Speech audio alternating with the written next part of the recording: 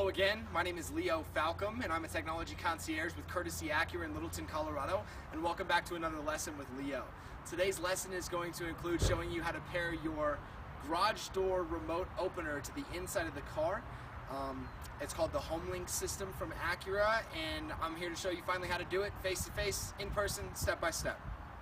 So there's a couple things that we're going to need to make sure that we do before we start. Number one, you need to have your garage door remote opener clicker. I don't know how you want to classify it, but you need to have the device that opens your garage door normally to do anything with this process. Number two, I like to start with the garage door open. It just makes the visual indicators that we'll come to later a little bit easier if we start with the garage door open. You need to have the car in the driveway away from the garage door, because the garage door will open and close as we do this process, so you want to make sure that there's enough room that it's not going to come down on your hood. The vehicle needs to be on, and your Bluetooth adapter on your phone needs to be turned off, just to be sure that there aren't any cross signals coming into play. So here we are inside the vehicle. We're going to start with step one. We need to go to the HomeLink system buttons on the top of the car. We're going to be using the single dot and triple dot buttons for this first step. We're going to push and hold both of them at the same time. We can see this red light illuminate. What we're doing right now is we're resetting the codes. I don't know if there's any codes in here. I'm not really the most concerned with it. What I want to make sure is that we start fresh when we do this process. We're going to see the light blinking quickly now. We can go ahead and let go and know that the system has been reset. So step two, what we need to do is we need to use the remote clicker. We're going to hold it within 1 inch to 3 inches of the button that we're trying to program. You can program either as number 1, 2, or 3. It doesn't matter. We give you 3 options. You can have 3 different garage doors. You can have a community gate. You can have an airport hangar. It really doesn't matter. As long as the signals work the same, you can program them. What we're going to do is we're going to push and hold the button on the inside of the car at the same time that we push and hold the button that's going to open and close the garage door. When we do this, we're going to see the red light is going to blink slowly, and now it is blinking rapidly. We can let go of the clicker. I'm going to hold this button until the garage door is mostly closed. Once it is, I'm going to go ahead and let go. Now we've just completed the first step of the process. Now we're going to see if it worked. What we're going to do is we're going to push and hold the button that we just tried to program.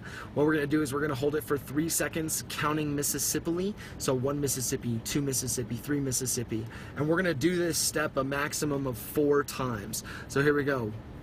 1, 2, 3, nothing.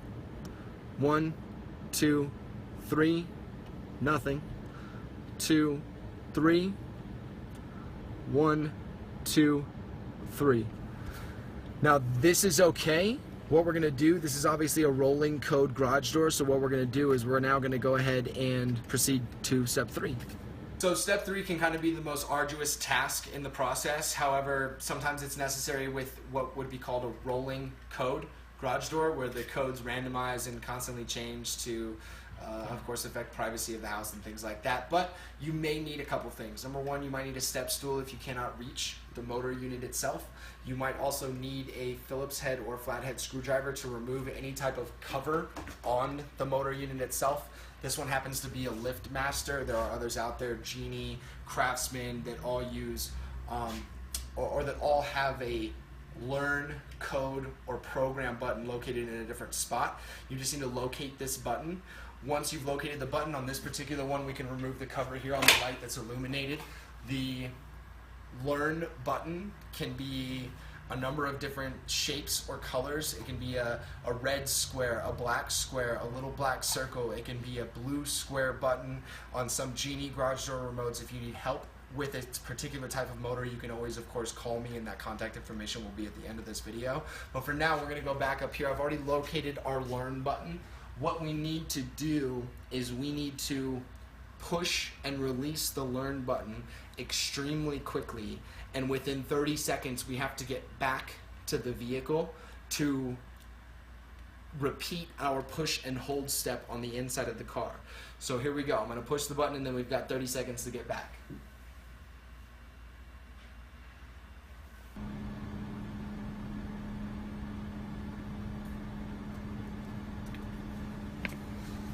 So I've just pushed the learn button. You've got 30 seconds to come back and do this step. We're going to push and hold.